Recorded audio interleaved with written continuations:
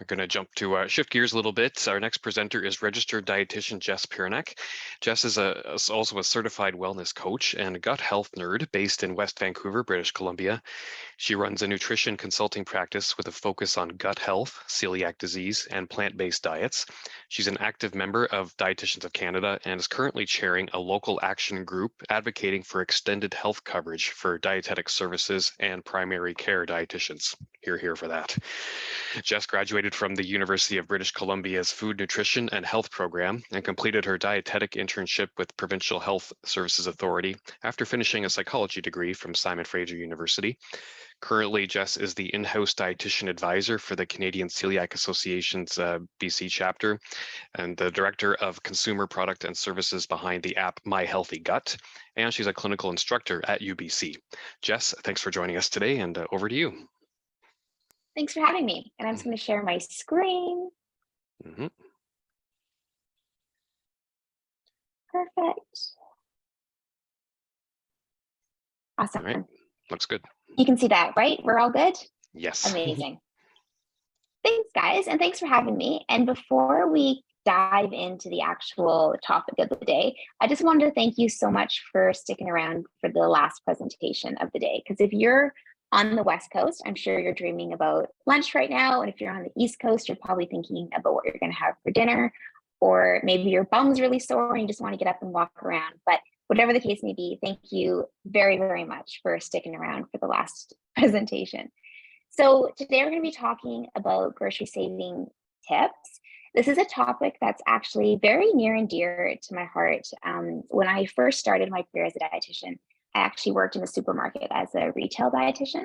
And this was a very popular topic back in 2014. And I'm sure it's even more popular right now. Just to kind of give you guys a little bit of statistics, sorry, I can't speak. Since September 2021, so just over a year ago, the price of food overall has increased 10.3%, which is pretty significant. So I'll be kind of sharing these little stats with you as we go along. And I just wanted to say really quick too, so the price of food, yes, has increased, but then you add shopping for gluten-free products on top of that. So I get that your grocery bill is going to be significantly more expensive now than it's ever been before. And I'm going to share my 10 favorite tips on saving money while you go grocery shopping. This is a topic I could talk about for a while. So a few months ago, I was actually interviewed with my radio friend and we spoke about this for an hour. So I tried to condense an hour's worth of material into 20 minutes. So I'm going to try to talk really, really quickly, but we'll definitely have time at the end for some Q&A. So just bear with me. So tip number one would be to eat more plants. And this doesn't have to be, eat more plants 3 meals a day, 7 days a week, 365 days a year, but just thinking about maybe swapping your meat for a plant-based alternative, maybe once a week and doing sort of like a meatless Monday. Or there's even this fancy thing that people do where they are vegan before 6. So basically breakfast and lunch are plant-based and then dinner they would have a meat product on the table. And the reason why this was tip number one for me was because, again, since September 2021, the price of meat has gone up by 7.6%. So that, again, is a pretty big increase in the price of meat. So a couple of ways to sort of reduce the meat for plant-based alternatives. One would be to eat more mushrooms. So the Mushroom Council has come up with this fancy term called the blend. And what they're recommending is if you take ground beef, leave about 75% of it behind, but then for 25%, sort of dilute it with mushrooms. So mushrooms have a very similar texture to ground beef. So if you chopped it up and kind of mimicked the size of your ground beef already, you could easily blend those mushrooms into your, if you're doing a chili or if you're doing a meatball or if you're doing a beef burger, you probably wouldn't even know the mushrooms are in there. And that would be a way to save some money on ground beef. Or even the legumes and the pulses, eating more beans would be a great way because they are significantly cheaper than meat themselves.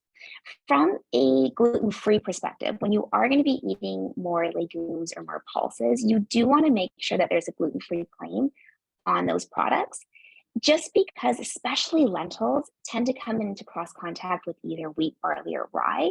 So you do want to make sure you're buying them with a gluten-free claim. If you don't see the gluten-free claim on the, let's say, bag of lentils, definitely spread them out on a cookie sheet first before using, and just sort of inspect for any foreign grain kernel. And if you do see one, just make sure you pick it out, wash the lentils, and then cook them as you normally would. And then tofu is another really great alternative. People are really nervous about tofu because of all the soy myths that are out there, but rest assured, tofu does not cause man boobs. It is safe from a cancer perspective. It actually, the phytoestrogens found in tofu are actually protective against our own estrogen, which is linked to breast cancer and ovarian cancer. So tofu is safe. So please eat. One more point before I move on about the pulses is if you aren't used to eating a significant amount of legumes or pulses, start small. And maybe you'd even want to start with, lentils or mung beans or split peas, which are actually easier to digest than, let's say, a chickpea or a kidney bean. And just be patient too. So your body does take some time to adapt to eating different foods. So if you are really bloated and gassy after, a little bit of beans, stick with it. And eventually, I promise you, your microbiome will know what to do with them. So tip number 2 would be to shop bulk, but not the bulk food aisle, my celiac friends. When you think about shopping bulk, really, this is sort of looking at the flyer and kind of planning around what's on sale. So if cauliflower is on sale, when you are making sort of like your plan for what you're going to be eating that week, swap out the vegetable for cauliflower. And other ways you can kind of shop bulk too would be when certain fish is in stock, you buy a bunch of that fish and store it in your freezer, because fish will sit in your freezer for about 4 to 6 months. And think about buying, the whole chicken or the whole turkey, which is sort of topical right now, considering we're going into the holiday season. So those types of products, they're bigger, definitely, but you can kind of break them down yourself and use, leftover broken up chicken or turkey pretty much for a couple of weeks. So think bulk, and good old Costco is a really great place to buy bulk as well, if you have the storage space, which I don't, unfortunately. Tip number 3 would be to skip the supplements. And this isn't for people who, are taking an iron supplement because they have iron deficiency anemia, or somebody who's taking calcium and vitamin D because they have osteoporosis, or if you have Crohn's disease or celiac disease, you want to be taking a vitamin D as well. So this is just really all the optimizing supplements out there. So you can definitely get all your vitamins and minerals through food, which is way more affordable than having to buy very expensive supplements. So just really quick, skip the supplements, try to get all your vitamins and minerals through food. Milk alternatives. So the reason why I talk about milk alternatives, because, so going back to that stat, so since September 2021, so again, just over a year ago, the price of dairy has gone up by 9.7%. And unfortunately, dairy prices are expected to rise again in the new year. So I think people are going to be reaching for the milk alternatives compared to cow's milk. So when you look at the non-dairy alternatives out there, you're going to see that fridge is getting bigger and bigger because there's so many different products out there. The latest one, which I think is really interesting, I was at a food expo, I guess it was a couple months ago now, and there's a new product out there called Not Milk. What makes Not Milk really interesting is that when you talk to the company, they're using AI technology in order to find a product that is very similar to milk from a texture perspective, from a taste perspective. And when you look at the ingredients, this AI machine has thought that cabbage and pineapple mixed together makes milk, which is really bizarre. So there's lots of different milk alternatives out there. So just to kind of help you navigate a little bit, if you are using milk as sort of a source of protein, then you probably want to think about more soy milk or more of the Ripple milk, which is just a pea protein milk. if you are following a like low carb diet because you have insulin resistance, then you probably want to do like an almond milk or a cashew milk, just because there's not a lot of nuts in those milks. They tend to be lower carb, lower in fiber, lower in protein. So that might be a good option for you. The oat milks out there, at the beginning of this year, a lot of the companies had to pull back from using gluten-free oats for regular oats. And the reason why this happened was our oat supply just got destroyed, whether it was through the fires or the heat waves or the drought. But basically, all oats in general, the supply of them got significantly reduced. So, let alone the gluten free oats. So, a lot of companies had to go back to regular oats. I believe Three Bears and I believe Silk both are still using gluten free oats, but Earth's Own is not, and they were like the most tasty oat milk out there. So when you are doing milk alternatives, just really quick, make sure it's unsweetened and make sure there is some calcium and vitamin D in there, which is the two main nutrients we do get from milk. Okay, meal planning. So this is tip number 5. And when I think about meal planning, I'm not, there's some amazing people out there who, plan their meals, ingredient prep, chop them up, put them into these like fancy little containers. And that would be like sort of the bar when we talk about meal planning. I'm just thinking about the most basic first step when we think about meal planning. And that would be just to sit down, whether it's on a Sunday or a Wednesday night, sit down with everybody in your household and just sort of plan what the menu is going to look like that week. So it could just be, you don't have to go grocery shopping, you don't have to do any sort of shopping, but it's just sort of having a plan of what you're going to be eating that week. And that way it would just get rid of that decision fatigue on, Tuesday night when you get home and you're like, what do you want to eat? I don't know. Now you have to go grocery shopping. Now you have to cook it. Now you have to clean. So it's just sort of a nice plan that you can rely on. And that will help when you're not tired and you're not trying to figure out something quick and easy to eat and you're just rushing and grabbing something and then you're going to end up spending more money. So meal planning could go a long way, especially if you are looking at flyers and trying to buy bulk and swapping things for cheaper things. Okay, so the reason why embracing frozen fruits and vegetables is probably another way to save money in the grocery store is because looking at that statistic again, so fresh fruit has gone up by 12.7% and fresh vegetables have gone up to 11.8%. So again, these are significant numbers.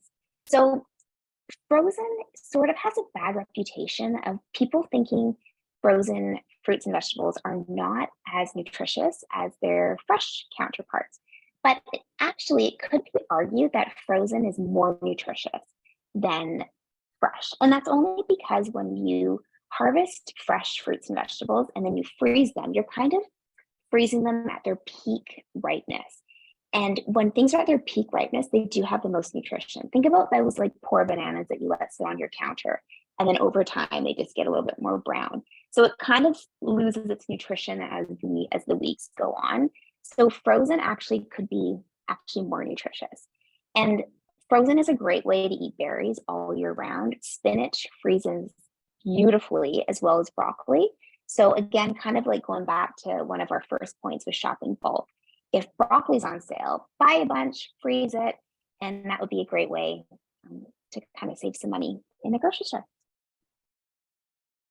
This is about organic versus conventional because organic fruits and vegetables are definitely more expensive than conventional fruits and vegetables. And a lot of people shop organically for lots of different reasons. They don't want those synthetic pesticides and herbicides and fungicides. And they want the sustainability of the soil and animal husbandry standards and the health of the farmers. But the debate between whether organic is more nutritious is a little bit, the verdict's still out on it. So if you were trying to save money in the grocery store, I would much rather you buy conventional fruits and vegetables and eat an apple versus sacrificing all fruits and vegetables because you can't afford the organic version of it. And when you look at sort of the pesticide residue amounts, when there's this fancy calculator online and they actually calculated you have to eat over 500 apples a day in order to get sort of detection of these pesticide residues. And I think it's like over 2,000 strawberries a day. So if you had, 1 or 2 apples a day, that's much better than skipping all apples. And again, you're not eating 500 apples a day. So I just wanted to throw that out there, because when you're in there and you're trying to shop healthy and you're sacrificing the, conventional for the organic, then everything kind of skyrockets. I know you're going to know this one, but I just want to throw it in there just in case. Make sure you don't shop when you are hungry, because we are way more likely to buy things that we don't need because we're just hungry. We buy things that maybe aren't the best. So definitely make sure you eat before you go grocery shopping. So this one is more about, I'm going to go here first. Sorry, guys. So this one, I want you to think about when you are going to be going grocery shopping, think about things that are going to stay in your fridge longer than some other things. So this is a really lovely handout that I absolutely love. And this just is kind of talking about, so the lighter blue is on your counter, the darker blue is in your fridge, and the sort of greeny label is in the freezer. So if you're kind of planning your meals for the week and you only shop once a week, you're going to see that lettuce will only last like 3 days, 3 to 5 days in your fridge. Versus if you can see like the third one from the top, cabbage, for instance, will last 1 to 2 weeks in your fridge. So this is just a great way to sort of not have food waste, right? Because if we can kind of, eat the lettuce maybe at the beginning of the week, if you do want lettuce, but maybe think about things that are going to stay in your fridge a little bit longer. So beets are great, carrots are great, apples are great, melons are great, oranges are great, radishes are great. So maybe just don't buy things that have a very short shelf life.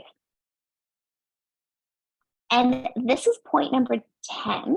And I'm amazed that we got through all 10 points. Sorry for speaking so quickly. So this is really about the expiration date versus the best before date. So in Canada, we only have 5 foods that actually have an expiration date.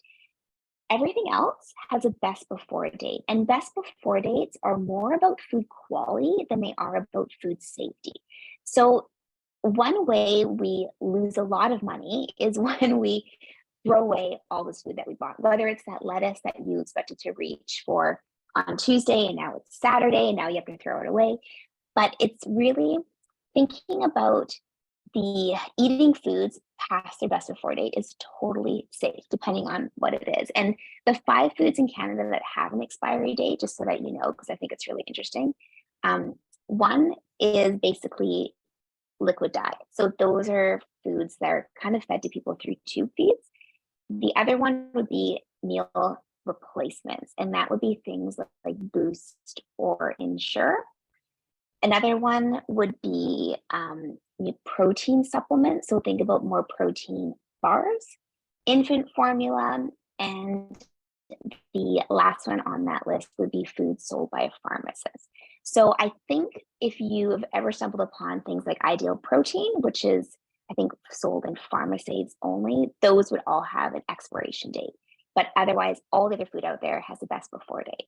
And when you do have food, don't forget to store it properly. So when I say that, what I'm referring to is I'm terrible at buying, a bunch of parsley or a bunch of dill, and then it just withers and it's not appetizing anymore. So one way to kind of store food properly in our fridge would be, with the different herbs, treat them like flowers, like cut off the bottoms, put them into a little glass. Sometimes with like a plastic bag with some holes in it will really allow those herbs to sit in your fridge for weeks. Don't forget, apples stay much crisper in the fridge than they do on your counter. Potatoes like dry, cool places. And what else did I have there? Oh yeah, you probably know mushrooms don't like plastic bags, they like paper bags. So just make sure you're storing your food properly, and I promise you, you won't have as much food waste. Okay, that was 10 tips. So I'll pass it back to Mark. Thank you, Jess. Right on time too. It was perfect. And I do not think you spoke too quickly. It was very well delivered. Good. I'll mention, so Jess brought up